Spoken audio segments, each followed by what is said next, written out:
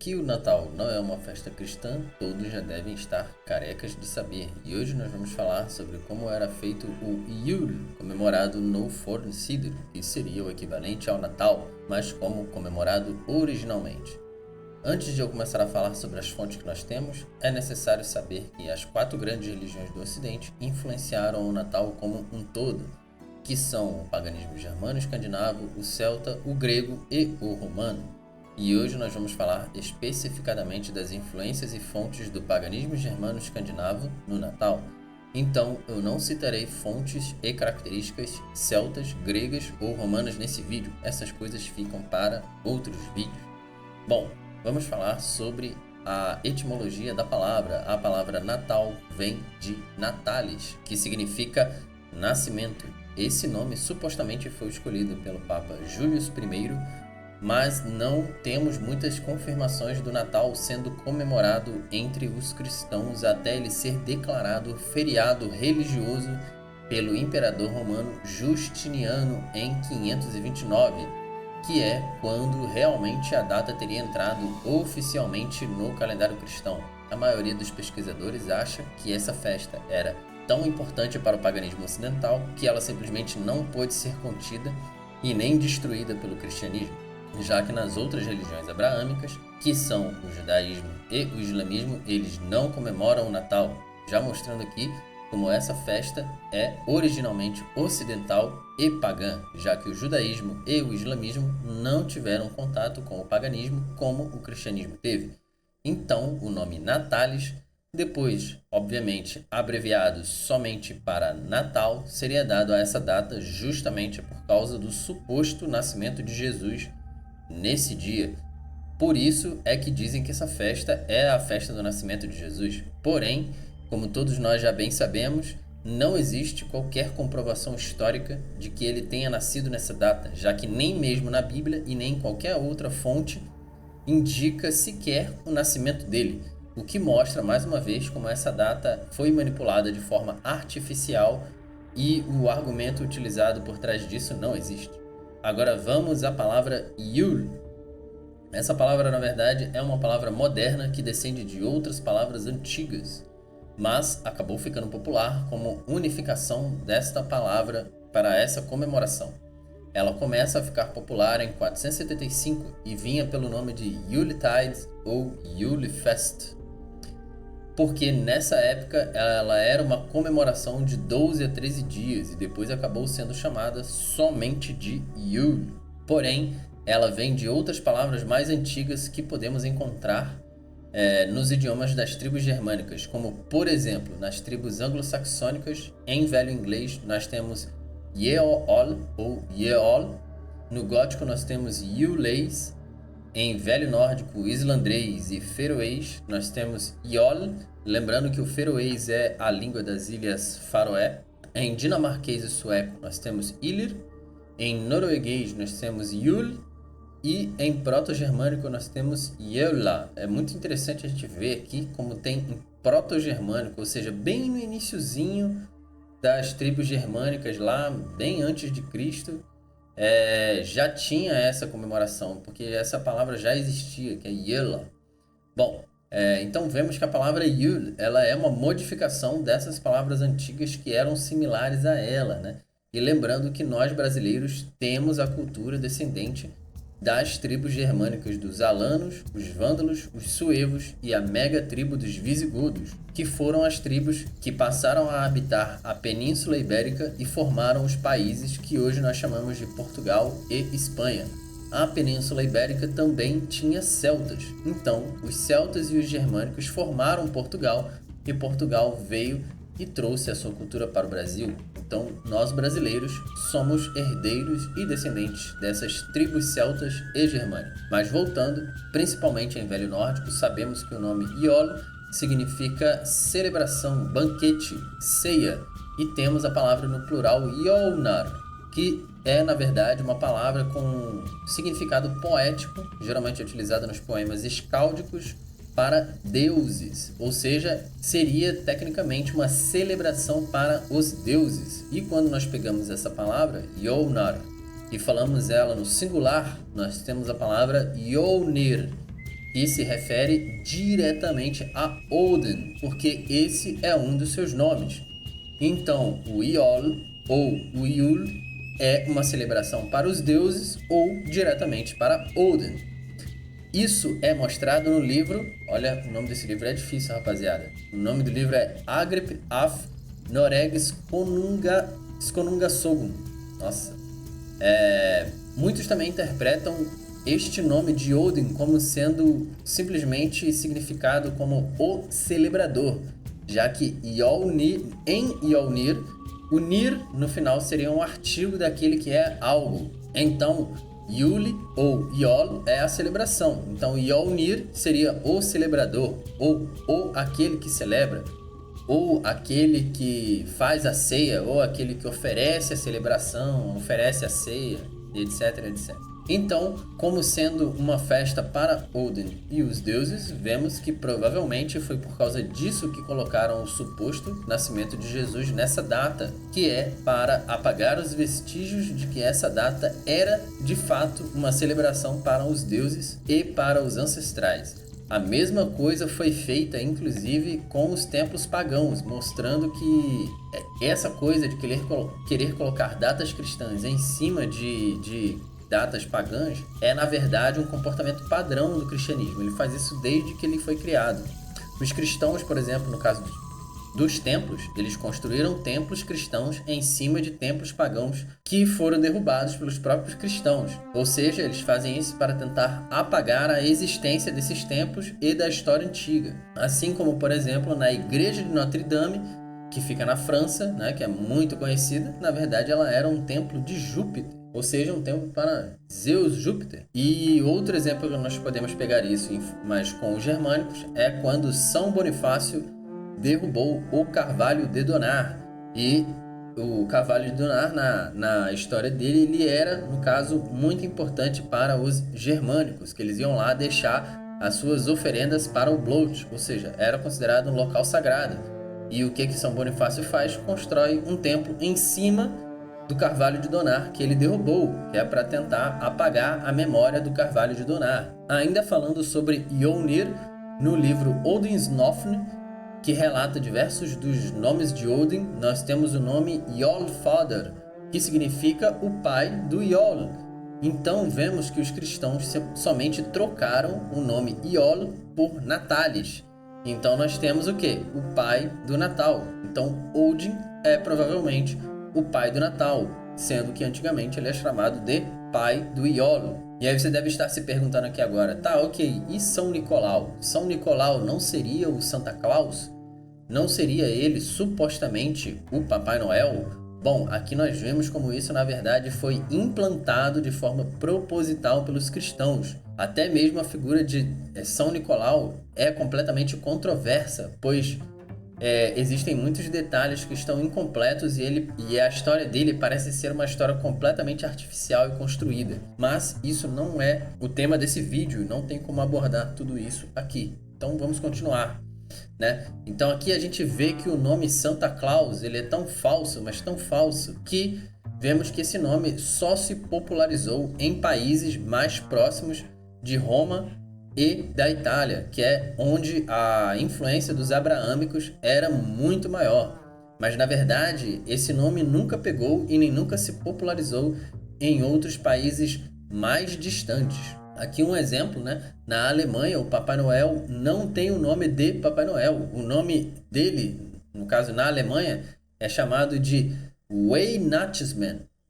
Aliás, eu ainda li errado. O nome dele é Weihnachtsmann, que muitas vezes as pessoas traduzem erroneamente como Papai Noel, mas Vai é a palavra sagrado, Nachts é a palavra noite e Man, obviamente, é homem, ou seja, o homem da noite sagrada. Não significa Papai Noel, não significa Santa Claus. Na Dinamarca, Papai Noel é chamado de Julemanden. Jule vem da palavra Jul, obviamente, e Manden é homem, ou seja, o homem do Yule. Mais uma vez aqui nós vemos que não tem a nomenclatura Santa Claus, São Nicolau, ou qualquer coisa parecida. Então aqui nós vemos que ele seria o homem do Yule, né? E na Dinamarca, ele é auxiliado por um grupo de criaturas que eles chamam de Nisse. Essa palavra é muito interessante, pois ela vem do diminutivo de outra palavra, que se chama Toltennisse. Tonte significa homem dos terrenos e Nisse significa pequeno parente querido. Então, Toltennisse seria mais ou menos algo como pequeno parente querido dos terrenos ou da terra, né? E aqui nós vemos o porquê os ajudantes do Papai Noel são representados geralmente, né, como elfos ou gnomos. Se lembra do meu vídeo em que eu falei sobre os Landvætter? Na Islândia, o culto aos elfos acabou evoluindo como sendo um culto aos Landvætter. Se você não viu esse vídeo ainda sobre os Landvætter, eu vou estar deixando aí no card para você. Mas aqui a gente consegue entender os ancestrais, que deveriam ser os Nisse. Na comemoração do Yule, os ancestrais são invocados, eles acabaram virando esses gnomos e esses elfos, né? Eles foram ressignificados. Na Noruega, o Papai Noel é chamado de Julenisse, ou seja, vemos novamente a palavra Yule, só que dessa vez ela vem com a palavra Nisse, formando algo como pequeno parente do Yule, né? E se lembra do que eu falei, que Nisse é pequeno parente? Isso tem a ver, como eu disse, com o culto dos ancestrais, já que os ancestrais são uma das coisas mais veneradas durante o Yule. Então seria comum se colocar no folclore que Odin, ou seja, o pai do Yule, trouxesse os ancestrais para a casa da família durante a celebração. Continuando, na Suécia, o Papai Noel é chamado de Jultomte e às vezes ele é chamado somente de Tomte mesmo, né? Então vemos que a palavra Yule, e dessa vez com Tomte, formando algo como homem dos terrenos ou homem da terra aí do Yule, ou alguma coisa assim. Então aqui você viu que não tem, né, a palavra Santa Claus, Papai Noel ou Natalis ou qualquer coisa assim, porque essas coisas não pegaram em países mais distantes, né? Agora o país mais distante de todos é a Islândia, e na Islândia é o mais interessante, porque na Islândia o Papai Noel não existe. Ao invés disso existe um outro costume chamado de Julelads, que significa os garotos do Yule, onde são na verdade 13 Papai Noéis, podemos dizer assim, mas ao invés de eles trazerem presentes, eles fazem travessuras. Originalmente eles eram na verdade 13 Trolls, mas com o tempo a imagem deles acabou se metamorfoseando até eles ficarem parecidos com o Papai Noel que conhecemos hoje em dia. Mas ainda existem versões da comemoração onde eles se parecem com monstros, ou no caso, com Trolls. Agora vamos à data, né? Eu preciso falar sobre a data porque a data do Yule também está errada. Isso mesmo que você ouviu. A maioria das pessoas acha que a comemoração do Yule ou do Yule era na verdade feita e comemorada no solstício do inverno, mas isso não é verdade. Essa celebração é na verdade comemorada na primeira lua cheia após o solstício do inverno. Isso acontece porque muitas festas e celebrações pagãs eram comemoradas levando em conta a lua, pois o calendário dos germânicos era lunisolar, ou seja, levava em conta o sol e a lua na contagem de tempo. Vai ter vídeo sobre o calendário pagão aí, não se preocupe, mas não tem como explicar tudo nesse vídeo. É por isso que essa celebração também é chamada de Midwinterblot em todas as fontes, ou seja, o blot do meio de inverno. O solstício de inverno acontece no dia 22 de dezembro no hemisfério norte, então devemos procurar a primeira lua cheia após esse dia. Por exemplo, em 2022, só foi acontecer lua cheia no dia 6 de janeiro de 2023, enquanto em outros anos teve luas cheias perto do solstício, mais perto do solstício, como por exemplo no dia 23 ou até mesmo no dia 26. Então, não tem um dia fixo, todo ano o dia muda. E aqui entra outro ponto, se é assim no hemisfério norte, como seria no hemisfério sul? Sim, isso mesmo que você entendeu, nós no hemisfério sul estamos comemorando o solstício de inverno, na verdade durante a chegada do solstício de verão. Olha só que coisa incrível, nosso calendário é invertido. Talvez seja por isso que tudo no Brasil é ao contrário, por comemorarmos as datas invertidas, deve ser por isso que aqui no Brasil as virtudes também são invertidas. Covardia é mais bem vista do que coragem, malandragem é mais bem vista do que honestidade, e etc, etc. Aí você tira suas próprias conclusões sobre como inverter as nossas comemorações pode estar afetando o dia a dia espiritual dos nossos brasileiros. Então, ok, se fôssemos comemorar o Yule como o hemisfério norte faz, ele deveria ser a primeira lua cheia após o dia 22 de dezembro. E se fôssemos comemorar pelas estações do hemisfério sul, quando o Yule deveria ser comemorado? Deveria ser comemorado na primeira lua cheia após o dia 21 de junho, porque dia 21 de junho é o solstício do inverno no hemisfério sul, ou seja, a festa junina / julina aí, né? E sim, a festa junina também é uma festa pagã, mas isso também fica para outro vídeo. E agora você deve estar se perguntando qual é o correto, ou quando eu acho que nós devemos comemorar o Yule. Bom, eu vou fazer um vídeo sobre o calendário mais corretamente, mas por enquanto só o que eu posso dizer é que o correto é você que escolhe. Você pode comemorar o Yule seja em junho ou seja em dezembro. Só o que eu digo sempre é não seja chato, não estrague a festa dos outros. Mas vamos lá, vamos continuar com o vídeo. Algumas fontes que nós também podemos encontrar os detalhes sobre como os pagãos realizavam essas festas, ou quando, né, na verdade, eles realizavam essas festas, são os seguintes livros, que é um livro chamado De Temporum Ratione, de 725. Esse é um livro inglês escrito por um monge cristão. Ele acaba falando sobre diversas celebrações e a contagem de tempo lunar no calendário juliano, pois ele entra em contato com as tribos germânicas.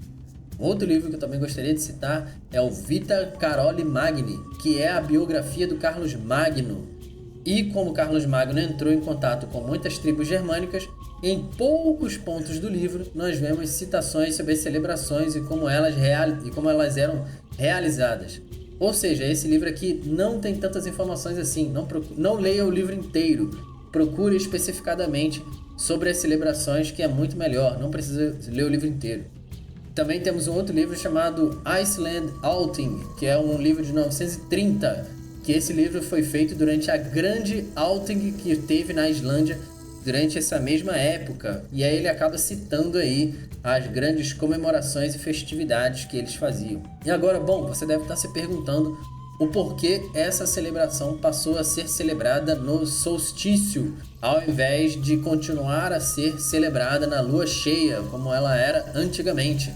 E a resposta para isso está na saga de Hakon the Good, ou a saga de Hakon o Bom, que foi um rei que tentou cristianizar a Escandinávia. No capítulo 15 desse mesmo livro, ele diz que ele simplesmente não conseguia fazer as pessoas pararem de fazer essa celebração ao decorrer dos anos. Então, o que ele fez? A brilhante ideia que ele teve, ele ludibriou a população para mover essa celebração para um dia específico, no caso, no dia do solstício, que seria o dia do Natal, estipulado pela igreja, porque assim seria mais fácil de fazer o sincretismo. Hakon o Bom fez isso em 960, pouco antes de sua morte, porque ele ficou todo o tempo da sua vida tentando convencer os pagãos a tentarem parar de fazer essa celebração, mas ele não conseguia, né? E nessa época os cristãos ainda celebravam o suposto nascimento de Jesus deles no dia 22 de dezembro, porque eles utilizavam o calendário juliano. Mas a partir de 1582, todo o ocidente saiu do calendário juliano e passou a utilizar um outro tipo de calendário, que é o calendário gregoriano, dessa forma mudando o dia do Natal do dia 22 de dezembro para o dia 25 de dezembro, mostrando mais uma vez que essa data não tem nada a ver com o suposto nascimento de Jesus. Inclusive, na saga do Hakon o Bom, nós também obtemos uma outra informação muito importante, confirmando que eles chamavam essa celebração de meio do inverno. Nós temos a seguinte citação: antes, a celebração do Yule, aqui chamado de Jólahald, começava com a Hokunot, que é a noite de meio de inverno, e durava 3 noites. Então aqui nós vemos o termo Rokunot para chamar a noite mais longa, né? Que Rokunot significa a longa noite, em referência ao inverno, né? Sobre ter os dias pequenos e as noites longas. E nessa época, no caso, acontecia a noite mais longa do ano, porque era o ápice do inverno, né? E bom, agora você deve estar pensando o quão antigo deve ser o Yule, porque como eu disse no início do vídeo, esse nome ficou mais popular em 1475. Porém, em 800, na Escandinávia, o período mensal não é a festividade, é o período mensal, hein? O período mensal que acontecia entre dezembro e janeiro era chamado de quê? De Julie. E nas fontes, quer dizer, nas fontes góticas que nós temos à nossa disposição, sabemos que os góticos, ou seja, os godos, os ostrogodos, aqueles que, no caso, a mega tribo de visigodos que fundaram Portugal, como eu falei no início aqui do vídeo, chamavam esse mês de Fruma Iuleis, assim como está escrito no Codex Argenteus. E Fruma Iuleis significa antes do Iuleis, porque eles chamavam esse período de Iuleis. Então aqui nós vemos que mais ou menos esse período de tempo era chamado de Yule ou Iuleis ou alguma coisa do tipo. Então é por isso que o nome foi mudado para Yule, né? Que é por isso que também no início do vídeo, como eu falei, ele é chamado de Yuletide, ou seja, a época, a onda, o momento do Yule, né? E quanto tempo durava a comemoração do Yule? De acordo com a saga de Hakon o Bom, a saga de Magnus o Cego e Harald Gille, e também o Helgakvida, que fica na Edda Poética, é dito que o Yule deve ter 3 dias e 3 noites de paz. Se lembra que eu falei no início do vídeo que eram de 12 a 13 dias de Yule? Bom, aqui nós vemos que isso é uma modernização, já que as sagas mais antigas e contadas pelos próprios pagãos apontam que que a comemoração era comemorada originalmente em 3 dias e não 13 dias. Uma coisa que eu te recomendo sobre, agora que você sabe todas as informações do Yule, do Natal e etc., é não ficar azedando a festa dos outros.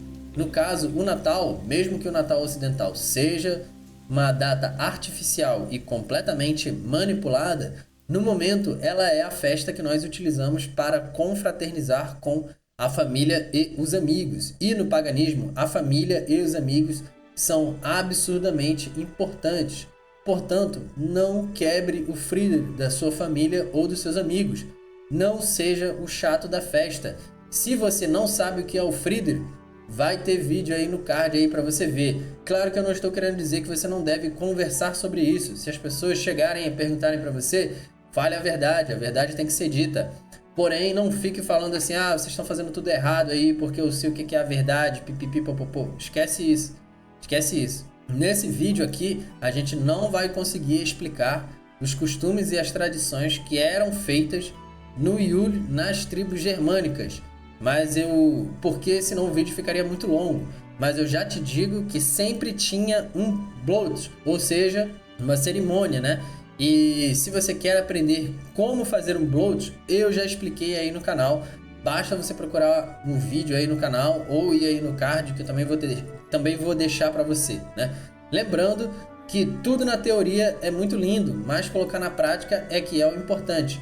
Então eu lhe recomendo que você faça um Bloat durante o Yule, mas não obrigue ninguém a participar do seu Bloat. É necessário que isso seja voluntário, ou seja, faça o Bloat sozinho se você precisar, porque a verdade é que a sua fé só depende de você, não depende de mais ninguém.